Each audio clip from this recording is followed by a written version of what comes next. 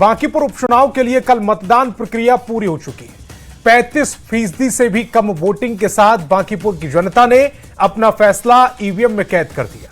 3 अगस्त को नतीजे आएंगे, लेकिन नतीजे आने से पहले बांकीपुर का सियासी पारा 7वें आसमान तक पहुंच गया है। आज बीजेपी ने जनसुराज के संयोजक और बांकीपुर से उम्मीदवार प्रशांत किशोर को लेकर प्रेस कॉन्फ्रेंस की और सीधा बड़ा हमला बोला। बीजेपी के राष्ट्रीय प्रवक्ता डॉक्टर अजय आलोक ने आरोप लगाया कि प्रशांत किशोर और तेजस्वी यादव पर्दे के पीछे से एक साथ मिलकर चुनाव लड़ रहे थे। तेजस्वी यादव ने प्रशांत किशोर को गुप्त समर्थन दिया और आरजेडी का वोट बैंक पीके को ट्रांसफर कर दिया गया। पूरा चुनाव सिर्फ एक राजनीतिक प्रयोग था और फर्जी एग्जिट पोल के सहारे माहौल बनाने की कोशिश की गई। बीजेपी का कहना है कि बांकीपुर में एक बार फिर कमल ही खिलने जा रहा है और 3 अगस्त को नतीजे आते ही ये सभी राजनीतिक मंचों से गायब हो जाएंगे। ऐसे में आज के सवालों पर आते हैं। सवाल नंबर 1, अब की बार बांकीपुर की जनता ने किसे जनादेश दिया है? क्या बीजेपी अपना किला बचाने में कामयाब हो पाएगी या फिर इस बार दुर्ग में सेंध लग जाएगी? सवाल नंबर 2, क्या बांकीपुर में वाकई पीके ने आरजेडी के साथ मिलकर कोई गुप्त खिचड़ी पकाई? सवाल नंबर 3, क्या कम वोटिंग प्रतिशत जो कि 34.80% ही रहा है, बांकीपुर में किसी बड़े सियासी उलटफेर का संकेत दे रहा है? सवाल नंबर 4, क्या नतीजों से पहले बीजेपी की प्रेस कॉन्फ्रेंस घबराहट दर्शा रही है? और सवाल नंबर 5, 3 अगस्त को बांकीपुर की जनता किसका बाजा बजाने वाली है? बीजेपी की हैट्रिक का या प्रशांत किशोर के जनसुराज के नए प्रयोग का? आज की बहस इन्हीं से इस डिबेट के टॉपिक पर आते हैं, बांकीपुर पर आते हैं, जहां पर चुनाव हो चुके हैं। 3 तारीख का इंतजार हो रहा है और 3 तारीख के इंतजार से पहले 3 अगस्त को जिस दिन परिणाम आएंगे उससे पहले लगातार दावे किए जा रहे हैं। आज बीजेपी ने प्रेस कॉन्फ्रेंस की और जीत का दावा किया। साथ ही साथ आरजेडी और जनसुराज के संयोजक प्रशांत किशोर का आपस में गठजोड़ का आरोप लगाया। सीधे मेहमानों की तरफ चलेंगे। बीजेपी से प्रेम रंजन पटेल जी जुड़ रहे हैं, अरुण यादव जी जुड़ रहे हैं, आरजेडी से जेडीयू से चंदन सिंह जी जुड़ रहे हैं, अभिषेक नरेंद्र जी जुड़ रहे हैं जनसुराज पार्टी से, और के लाल वरिष्ठ पत्रकार भी हमारे साथ जुड़ रहे हैं, इस डिबेट का हिस्सा है। सभी मेहमानों का बहुत बहुत स्वागत। शुरुआत करते हैं प्रेम रंजन पटेल जी आपसे। कल मतदान हुए, 3 तारीख को रिजल्ट आ रहा है, इसी बीच एक प्रेस कॉन्फ्रेंस होती है और प्रेस कॉन्फ्रेंस में सनसनीखेज आरोप, आरजेडी ने अपना वोट ट्रांसफर करवाया है जनसुराज पार्टी को, यह दावा किया जा रहा है बीजेपी की ओर से। अचानक से प्रेस कॉन्फ्रेंस क्यों? देखिए, ये तो प्रेस कॉन्फ्रेंस जो है मीडिया का हिस्सा रहा है कि जब भी जो है हम जो है किसी प्रमुख चीजें या प्रमुख बातें होती है तो उसको हम मीडिया को बताते हैं। लेकिन हमारे राष्ट्रीय प्रवक्ता है अजय आलोक जी, और उन्होंने जो है जब वो यहाँ थे तो उन्होंने कहा कि यहाँ की जो प्रमुख बातें हैं उन सबको मीडिया के समझ आना चाहिए, इसलिए उन्होंने जैसे उस बात को प्रेस के माध्यम से बताने का काम किया। सवाल इसलिए उठ रहे हैं कि मतदान के अगले दिन ही प्रेस कॉन्फ्रेंस की जाती है और उसमें यह दावा कर दिया जाता है कि आरजेडी ने अपना जो वोट है वो ट्रांसफर करवाया जनसुराज पार्टी को। ये बात सही है। जिस प्रकार से आरजेडी पिछले चुनाव में 2025 में लड़ी थी और आरजेडी सेकंड स्थान लाया था, भले 51,000 वोटों से भारतीय जनता पार्टी की जीत हुई थी, लेकिन अच्छे खासे वोट जो है लगभग 47,000 के आसपास आरजेडी को आया था। आरजेडी ने इस बार भी उम्मीदवार दिए थे, लेकिन तेजस्वी यादव जो उस पार्टी के सर्वेसर्वा है, नेता है, सब कुछ है, उस पार्टी को लीड करने वाले व्यक्ति हैं, और वो इसको गंभीरता से नहीं लिए। ये चुपचाप छोड़ करके यूरोप में जाकर के बैठ गए। जब चुनाव का अंतिम समय आया, 2 दिन 3 दिन आया, चुनाव की शुरुआत जब होती है तो उस समय से सारे लोग लगते हैं, नेता लोग रहते हैं, और प्रमुख नेता ही जिसका पार्टी का नेतृत्व करने वाला ही छोड़ के भाग जाए तो उसका क्या संदेश जाता है? अगर प्रशांत किशोर अगर जो है लड़ाई लड़ रहे हैं, उनकी पार्टी भी लड़ी थी, उनकी पार्टी पिछली बार लगभग 7,000 वोट लाई थी। इस बार जो है अगर जीतने का दावा कर रही है, जीत तो होने वाली नहीं है, लेकिन जीतने का दावा कर रही है, तो ये दावा इसलिए कर रही है कि तेजस्वी यादव की नाकाफी के कारण तेजस्वी यादव ने अपने वोटों को प्रशांत किशोर को ट्रांसफर कराया। अपने जो उनके समर्थक वोट थे उस क्षेत्र में, उस इलाके में, उसमें काम अगर किए हुए रहते तेजस्वी यादव, तो प्रशांत किशोर उस स्थिति में नहीं आते या उस दावे नहीं कर पाते कि हम चुनाव निकाल सकते हैं या जीत सकते हैं। जीतने का कोई सवाल नहीं है। भारतीय जनता पार्टी को दावे कर रही है उससे बीजेपी नहीं, अरुण यादव जी, नहीं, कोई डर नहीं, कोई डर नहीं, नहीं, कोई डर नहीं है। मैं एक मिनट संतोष जी, मैं केवल इस बात के लिए, ये लड़ाई जो ऐसे जीतने के लिए नहीं हो रही थी। विरोध पक्ष की राजनीति कौन करेगा? प्रशांत किशोर करेंगे कि तेजस्वी यादव करेंगे? इसकी लड़ाई हो रही थी और इसके लिए प्रशांत किशोर दूसरे नंबर पर आने के लिए पूरी जो है से अपनी ताकत झोंके हुए थे। वो थोड़े ही उनको पता था कि हमको जीतना नहीं है, इसलिए कि पिछले 2025 का आम चुनाव हुआ था, उन्होंने उम्मीदवार खड़े किए थे पूरे बिहार के अंदर में और सारे सीटों पर जमानत जब्त हो गई थी, कहीं नहीं जीते थे। अपने चुनाव लड़ने से भाग गए थे। तेजस्वी के खिलाफ उन्होंने बोला था कि मैं चुनाव लड़ूंगा राघोपुर में, और वहां से अंतिम समय में उन्होंने चुनाव लड़ने से मना कर दिया। तो ये गठजोड़ क्या बताता है? और यहां तेजस्वी यादव उनके चुनाव के समय में जब वो लड़ रहे थे तो तेजस्वी आरजेडी का पक्ष रखने के लिए ये गठजोड़ के साथ कोई गठजोड़ चल रहा है? पर्दे के पीछे कोई स्क्रिप्ट, कोई अलग पटकथा लिखी गई हो जैसा दावा कर रही है बीजेपी?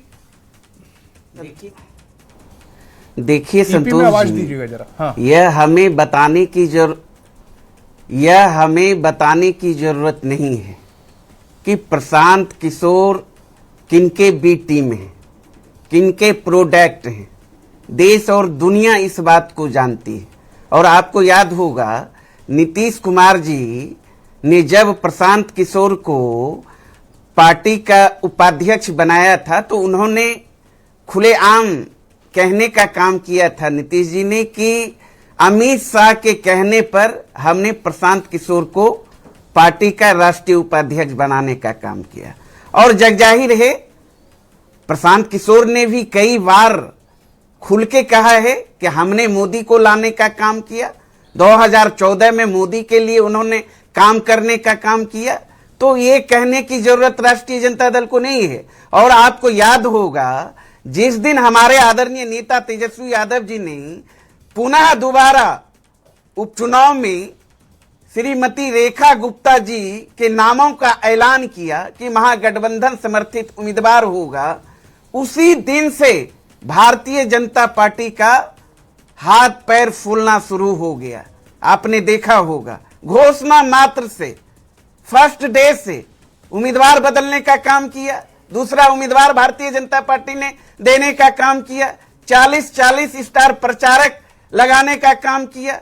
बिहार के मुख्यमंत्री ने तमाम मंत्रियों को गली गली ठीक है, लेकिन का जिम्मेवारी देने का काम किया। आरजेडी तो नहीं, मैं बता रहा हूं ये हताशा, और आपने अपना वोट ट्रांसफर करा दिया प्रशांत किशोर के हक में, यानी कि वो अपनी साइड मान रही है प्रशांत किशोर से। संतोष जी आजादी के बाद यह पहला चुनाव हमने देखा कि शासन ने खुला छूट दे दिया प्रशांत किशोर को, नंगा नाच किया। अब भारतीय जनता पार्टी ने तो किया ही, दोनों ने धन लुटाने का काम किया, दोनों को प्रशासन ने खुली छूट दे रही थी। और आपने देखा प्रशांत किशोर किस तरीके से थाने में बैठकर थानेदार को धमकी दे रहा है और पुलिस प्रशासन पंगु बना हुआ था। वहीं दूसरी तरफ सत्ता के इशारे पर राष्ट्रीय जनता दल के कार्यकर्ताओं को प्रताड़ित करने का काम किया पुलिस प्रशासन ने। उसके बावजूद तेजस्वी यादव जी के नेतृत्व में बांकीपुर विधानसभा क्षेत्र की जनता ने, मतदाता ने एकजुटता के साथ राष्ट्रीय जनता दल का साथ दिया और महागठबंधन प्रत्याशी के पक्ष में जमकर मतदान करने का काम किया और वोट की चोट से एनडीए को सबक सिखाने का काम किया। और ये हार का जो अभी तो टेलर है, आज तो पीसी ही किया है, कल क्या क्या करेंगे कहने की जरूरत नहीं है। अगर इसलिए भारतीय जनता पार्टी आपके सही नहीं है। ये तो ये कह रहे हैं कि आपने अपना वोट ट्रांसफर करा दिया, लेकिन अभिषेक जी की तरफ मैं जा रहा हूं, अभिषेक नरेंद्र जी की तरफ। अरे भैया, दोनों ही पार्टियां सुन लीजिए दावा ना, कर रही हैं, बिहार की दो प्रमुख पार्टियां दावा कर रही हैं। बीजेपी कह रही है कि आप आरजेडी की बी टीम है और दरअसल बी टीम नहीं, आप ए टीम है। आपने आरजेडी को बी टीम बना दिया क्योंकि उन्होंने आपको वोट ट्रांसफर कराया है, और आरजेडी ये कह रही है कि आप किसकी बी टीम है ये बताने की जरूरत नहीं है, और आपके नेता का पूरा इतिहास उन्होंने बता दिया। अब बिहार की जनता थोड़ी सी कंफ्यूज है, वो कंफ्यूजन आप ही दूर कर सकते हैं। क्या आपके लिए वोट ट्रांसफर कराया तेजस्वी यादव ने, और क्या आप बीजेपी की पिच पर बैटिंग कर रहे हैं? देखिए संतोष जी, ये कहानी अब पुरानी हो गई है। हम किसकी ए टीम है किसकी बी टीम है, इससे ज्यादा महत्वपूर्ण है कि हम बिहार की जनता की टीम है। हमारी टीम बिहार की जनता है, और ये इस बार बांकीपुर की जनता ने बता दिया है। तो जब अब इन लोगों के पास अब कोई विकल्प नहीं बचा है, जब इन लोगों ने ये लोग जान रहे हैं कि किस प्रकार से कल बांकीपुर की जनता ने पहली बार एक ऐतिहासिक तरीके से जाति के बंधनों से बाहर निकलकर, पार्टी के बेड़ियों से बाहर निकलकर, उन्मुक्त होकर उन्होंने बिहार में एक नई राजनीतिक व्यवस्था के लिए और साथ में साथ बिहार के नेताओं को जवाबदेह बनाने के लिए कल मतदान किया है, जनसुराज के पक्ष में भरपूर मतदान किया है। तो ये सब आरोप लाजमी सी बात है। आज जो अजय आलोक जी ने प्रेस कॉन्फ्रेंस किया है, वो उनकी हताशा को दिखाता है, उनकी आने वाली अप्रत्याशित हार को दिखाता है कि किस प्रकार से वो वोटिंग और काउंटिंग का फर्क भूल गए हैं। अपने राष्ट्रीय अध्यक्ष का सीट जाते देखकर अजय आलोक जी वोटिंग और काउंटिंग के बीच में क्या फर्क है, और 5 बजे वोटिंग समाप्त होती है कि 6 बजे काउंटिंग समाप्त होता है, इसका अंतर अभी से भूलने लगे हैं। तो ये तो इनकी हताशा को दिखाता है। लेकिन जो महत्वपूर्ण बात है कि बांकीपुर की जनता ने ऐतिहासिक कल मतदान किया है, और वो क्यों किया है? क्योंकि बांकीपुर की जनता ने ये बताया है कि कोई किसी का किला नहीं होता है। जहां पर जनता खड़ी हो जाती है वहां पर सारे किले ध्वस्त हो जाते हैं। बांकीपुर की जनता ने बताया है कि कोई वोट का समीकरण, कोई किसी का बंधुआ मजदूर नहीं है, कोई जाति किसी का वोट बैंक नहीं है। जब उद्देश्य बड़ा होता है तो फिर जनता उस बड़े उद्देश्य के लिए सारे समीकरण को ध्वस्त करती है, और ये ज्यादा महत्वपूर्ण है बिहार की जनता के लिए, बांकीपुर की जनता के लिए। ठीक, अब मैं जेडीयू प्रवक्ता की तरफ जा रहा हूं। चंदन भाई, तीनों जो चुनाव लड़ रही हैं पार्टियां, उनके प्रवक्ताओं को आपने सुना, किसका कॉन्फिडेंस ज्यादा अच्छा लग रहा है आपको? संतोष जी, ऐसा है कि देखिए प्रशांत किशोर जी को बहुत गंभीरता से लेने की जरूरत है। लोकसभा चुनाव के समय जनता दल यूनाइटेड के बारे में प्रशांत किशोर जी ने कहा था कि ये पार्टी डबल डिजिट में नहीं आएगी। 12 सीट हमने जीत कर दिखाया। बिहार विधानसभा के समय इन्होंने स्पष्ट कहा कि 25 सीट अगर जनता दल यूनाइटेड जीत जाएगी तो हम राजनीति से संन्यास ले लेंगे। हम लोग 85 सीट जीते, और प्रशांत किशोर जी लगभग 243 में 230-35 सीट पर चुनाव इन्होंने लड़ा, और हर सीट पर इनका जमानत जब्त हुआ। जमानत जब्त हुई। तो प्रशांत किशोर जी को गंभीरता से कौन लेता है, अब ये तो देखने वाली बात होगी। जो व्यक्ति बांकीपुर का चौहद्दी नहीं जानता हो, बांकीपुर के बजाय कुमरार में चला जाता हो प्रचार करने के लिए, जो विधानसभा के समय कहता हो कि हमसे मिलना है तो 1000 का रसीद कटाना पड़ेगा जनसुराज के लिए, तो ये जनता से देखिए, बांकीपुर की जनता के लिए कभी सुख दुख में आए नहीं, मरनी हरनी किए नहीं, आपदा विपदा में गए नहीं, सिर्फ वहां जा रहे हैं कि हम विधानसभा में पहुंच जाएं।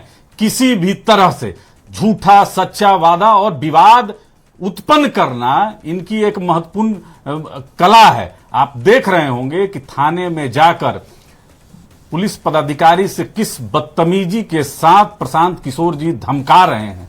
तो यह स्पष्ट हो जाता है कि कानून व्यवस्था में इनका विश्वास नहीं है। अपने को कानून व्यवस्था से ये ऊपर समझते हैं। जनता दल यूनाइटेड इनको सीरियस नहीं लेती है। जो व्यक्ति आदरणीय नीतीश कुमार जी का नमक खाकर नीतीश कुमार जी के बारे में अभद्रता से बोल सकता है कि ये उनका एआई वीडियो जनता है, तो इतना जानना चाह रही है कि बांकीपुर की जनता मेन कैंडिडेट थे। वैसे तो 25 प्रत्याशी थे, वहां से 3 मेन कैंडिडेट थे। उन 3 मेन कैंडिडेट में किसके झंडे पर मोहर लगाने का काम किया जनता ने? बीजेपी। स्वाभाविक है। देखिए, भारतीय जनता पार्टी ने एक ऐसे उम्मीदवार को दिया है जो बूथ पर पर्ची काटता रहा है। जब नीरज कुमार सिन्हा जी को मिल गया ये सिंबल, आदरणीय नीतीश कुमार जी से गए आशीर्वाद लेने के लिए, और हमारे सर्वमान्य नेता आदरणीय नीतीश कुमार जी ने विजयी भव का आशीर्वाद दिया है। हम लोग 5 पांडव के तरह यूनाइट होकर चुनाव लड़ रहे अब मैं हैं। सवाल ही पैदा नहीं होता है केके लाल कोई जी का बांकीपुर की धरती पर हमें हरा दे। पर पता करने की कोशिश जाहिर तौर पर आपने की होगी, क्योंकि जो पत्रकारिता है उसमें एक जुनून होता है, और जेनजी की भाषा में कहें तो कीड़ा होता है कि हम पता लगाने की कोशिश करते हैं कि चल क्या रहा है। क्या रिएक्शन आ रहे हैं वहां से? क्या आपकी रिपोर्ट कह रही है? क्या आपके पास जानकारी आई है? संतोष जी, मैं ये कहूंगा कि चाहे जनसुराज हो, चाहे आरजेडी हो या बीजेपी, सबने उपचुनाव में जम के मेहनत की। बीजेपी के तरफ से पूरा फोर्स लगा दिया गया, घर घर लोग गए, जनसुराज ने अपने तरफ से दम लगा दिया। तो ये वोटिंग परसेंटेज जो गिर गया, इससे तो ये अनुमान लगाया जा सकता है कि एक एग्रेसिव वोटिंग होता तो ये कहा जा सकता था कि किसी के पक्ष में गया, या जनसुराज के पक्ष में गया, या बीजेपी के अगेंस्ट में गया। लेकिन वोटिंग परसेंटेज जो कम आ गया है, उससे सभी राजनीतिक दल परेशान है। आप चाहे जो भी दावा कर ले, और आमतौर पे ये माना जाता है कि उपचुनाव में जो है मतदाताओं की उतनी रुचि नहीं होती है, और मतदान परसेंटेज जो कम हुआ वो उसका आकलन आमतौर पे लगाया जाता है जो सिटिंग मेंबर है वो जीतेंगे। अब है कि कौन जीतेगा कौन हारेगा, तो ये मान के चलिए कि आपका वोट बैंक कौन सा है, बीजेपी का कोर वोट ग्रुप क्या है, जनसुराज का कोर वोट ग्रुप क्या है, आरजेडी का कोर वोट ग्रुप क्या है। आरजेडी के तरफ से शुरुआत करते हैं तो आमतौर पे माना जाता है यादव और मुस्लिम है। अब ये जैसे अजय आलोक जी ने कहा कि आरजेडी ने बीजेपी के साथ लड़ा, तो ये जो है कि यादव और मुस्लिम पूरा एक मुश्त होकर के इनको वोट दिए होंगे, इससे मैं सहमत नहीं हूं। क्योंकि मैंने वोटिंग के दिन यादव बहुल एरिया में भी गए और मुस्लिम बहुल एरिया में भी गए, अधिकांश लोग कुछ कह नहीं रहे थे, बोले बस हम वोट डाल दिए, माने क्लियर कट नहीं कर रहे थे कि हम किसको वोट डालें। अब देखिए कि जो वोटिंग पिछले चुनाव के मुकाबले 26,820 कम वोट डाले गए परसेंटेज के हिसाब से। नितिन नवीन जीते 51,000 से अधिक वोट से। अगर ये मान लिया भी जाए कि 26,820 वोट जनसुराज को आ गया, जनसुराज दावा कर रही है कि हम इस बार जीत ही जाएंगे, तब भी तो आपका डिफरेंस इतना आता है। और कोर वोट ग्रुप आप बीजेपी का देखेंगे तो कायस्थ है, चंद्रवंशी है, वैश्य है, दलित है, कुर्मी है, कुशवाहा है, बीजेपी के कोर वोट ग्रुप है। और अपर कास्ट में भूमिहार, ब्राह्मण, राजपूत, ये भी जो है माना जाता है कि बीजेपी का वोटर है। परसेंटेज कम हो लेकिन माना जाता है। यादव, मुस्लिम ये है। तो ये कैसे हम मान ले जब आपका तालमेल ही नहीं है आरजेडी के साथ मिले नहीं है, और इंडी गठबंधन एकजुट नहीं है। पहले आपने रेखा गुप्ता का अनाउंसमेंट कर दिया, उसका कांग्रेस के कैंडिडेट, अगर एकजुट होते तो ये बात मानी जा सकती थी कुछ। वहीं देखिए परसेंटेज कम है लेकिन पूरा एनडीए के विभिन्न दल एकजुट थे, सबने पूरे जम के प्रयास किया, और हर एक नेता, मंत्री से लेकर के नीचे तक के लोगों ने वोटर के पास जाए। लेकिन केके लाल जी, ये सारा विश्लेषण एक तरफ, फिर बीजेपी ने आज प्रेस कॉन्फ्रेंस क्यों की? डर में है बीजेपी, घबराहट में है बीजेपी? नहीं, अब अजय आलोक जी के दिमाग में क्या है ये तो मैं नहीं जानता हूं, लेकिन ये ऐसी घबराहट की जरूरत नहीं है बीजेपी को, जहां तक हमें, हाँ इतना मैं कहूंगा, अभी एज जो है, जो मेरे ग्राउंड लेवल पे जो फीडबैक है या लोगों से बात कर रहे हैं, जैसे मान राजपूत बहुल इलाका में ये मानते हैं कि ये जनसुराज माने कि हमने सारा राजपूत को ले लिया, ऐसा नहीं है। कुछ लोग दिए हैं, टूटे हैं, ब्राह्मण टूटे हैं, भूमिहार भी टूटे हैं, लेकिन आप कहेंगे कि पूरा कास्ट टूट गया हो, चंद्रवंशी टूट गया हो, कुर्मी कुशवाहा टूट गया हो, इस बात से मैं सहमत नहीं हूँ। ठीक है, प्रेस कॉन्फ्रेंस करना है, उनका अपना फीडबैक होगा आरजेडी। और ये कह रहे हैं कि अजय आलोक जी कह रहे हैं कि वोट ट्रांसफर कर देना, इतना आसान नहीं होता है। आप अगर कह देंगे और वोट ट्रांसफर हो जाएगा, आम जनता भी बहुत संवेदनशील है, हर एक मुद्दे को देख रहा है कि आप किस परिस्थिति में जो है आप कह रहे हैं। अब तेजस्वी यादव 2 दिन पहले आते हैं, पूरा समा बांध देते हैं कि भाई कैसे करेगा, जो 1 महीना से चुनाव लड़ रहा है, और 2 दिन में आप चाहेंगे कि सब वोट ट्रांसफर होगा, ये तो कंप्यूटर। ठीक, प्रेम रंजन पटेल जी जरा आवाज मेरी ईपी में भी दीजिएगा।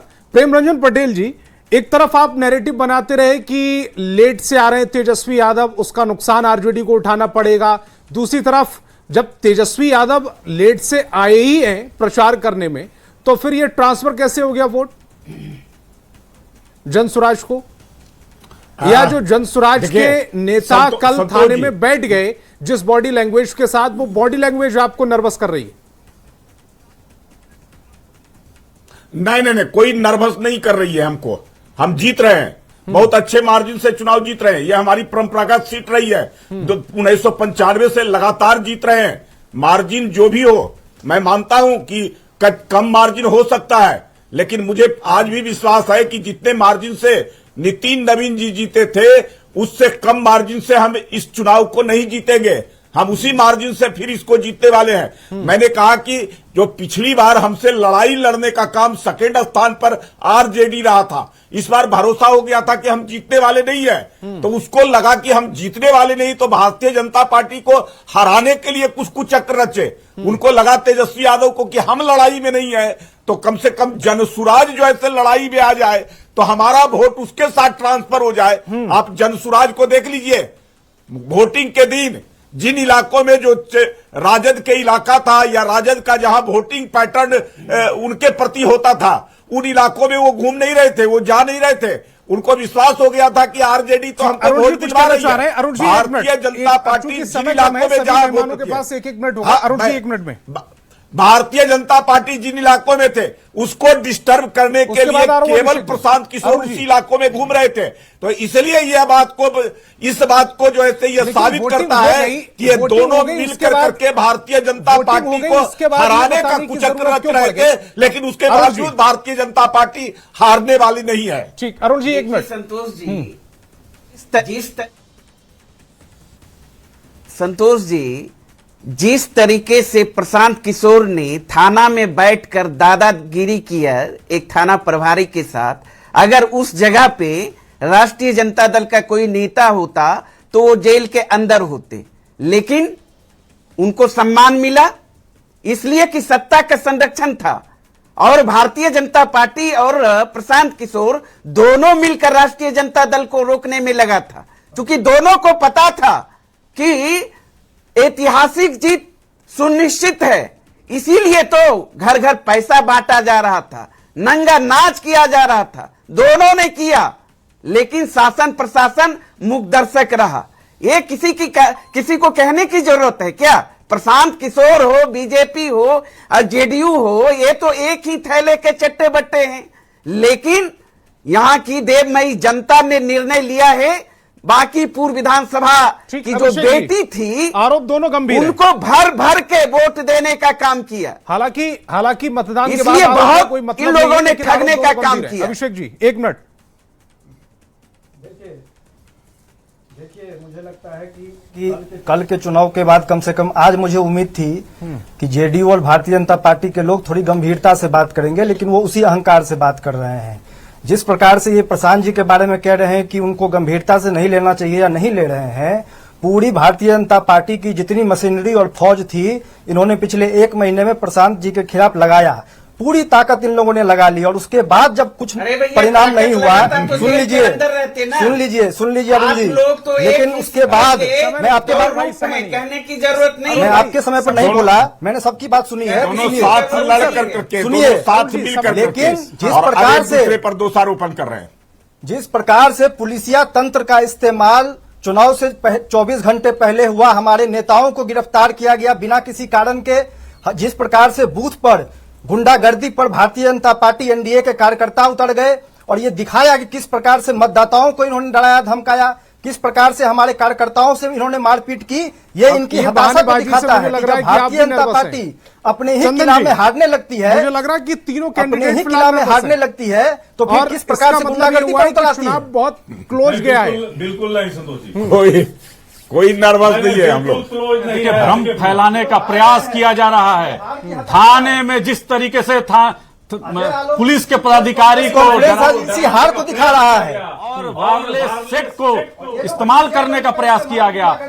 धनसुराज के नेता आपस में लड़ते हैं ऑन कैमरा, इससे स्पष्ट हो जाता है कि इनके पास कोई अपना विजन नहीं है। प्रशांत किशोर भ्रम फैलाने का प्रयास कर रहे थे और बड़े बड़े लोगों पर विवादित बयान देकर बराबर मीडिया में बने रहना चाहते थे अपनी दुकानदारी चलाने के लिए। और देखिए तेजस्वी प्रसाद यादव यूरोप की यात्रा पर रहते हैं, अरे भैया उनका तो कार्यकर्ता ही काफी था लड़ाई लड़ने के लिए। हो जाता है कि इनका मिला हुआ है, लेकिन जनता दल यूनाइटेड लगातार बांकीपुर उपचुनाव में लगी रही और हमारे नेता लगे रहे। ठीक है, मैं केके लाल जी की तरफ जा रहा हूं, केके लाल जी की तरफ जा रहा हूं मैं। केके लाल जी, चूंकि अगर जो वोटिंग हुई है 35% के आसपास, इसका कुल मैं दूंगा 35% के आसपास जो वोटिंग हुई है उसका कुल मार्जिन होता है 1,35,000 के आसपास वोटर। मामला क्लोज तो गया होगा इसका मतलब। मामला क्लोज हुआ है, लेकिन ऐसा नहीं कहा जा सकता है कि आरजेडी का पूरा वोट ट्रांसफर हुआ है। आरजेडी बीजेपी का बूथ मैनेजमेंट बहुत तगड़ा था, तो जितना भी कम परसेंटेज हो तो बीजेपी ने अपने वोटर को वोट डालने के लिए रखा, लेकिन बूथ पे आप नहीं देख सकते थे कि आरजेडी के वर्कर जो है जन स्वराज के लिए मदद कर रहे हो, ऐसा कुछ नहीं है। और